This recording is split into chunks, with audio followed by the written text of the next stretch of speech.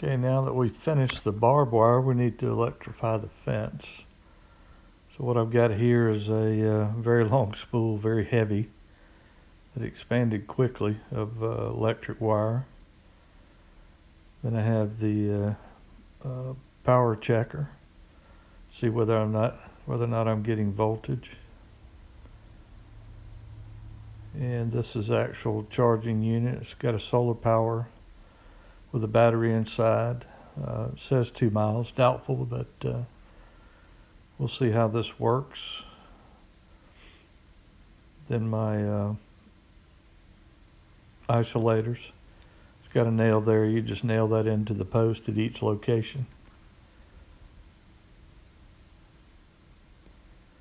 Got a pouch. It's a lot easier to have a pouch so it'll handle everything. We've got the nails in one bag on the side of the bag, and then we've got the isolators. Then I've also got a stick that I can measure with. So I hammered the first one in at the beginning of the fence.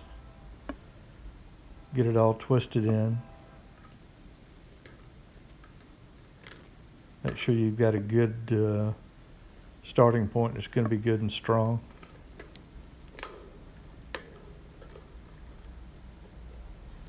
You also want to make sure that you're not going to be touching any metal. Now what I've done here is I just took some markers and put them every third unit.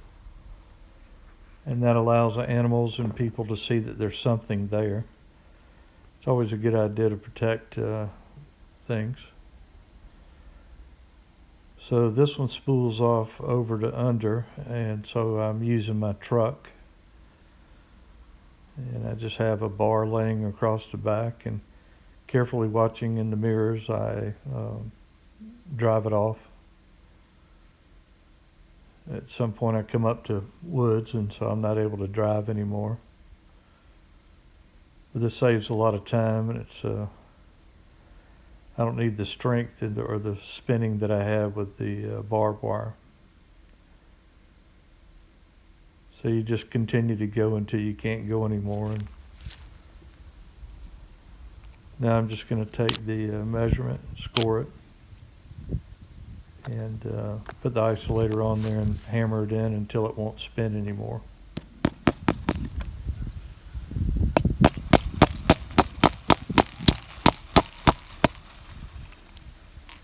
Turning the holder up to the top and hammering all the way in. Now just take up the wire in your next section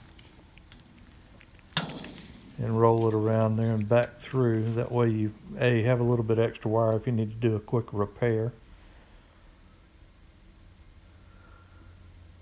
And you run them out and repeat. Originally I was going to do it every other one, but seemed to be a lot more practical to do every one. So that's 10 feet, keeps it nice and taut, and I don't have to worry about it touching the barbed wire.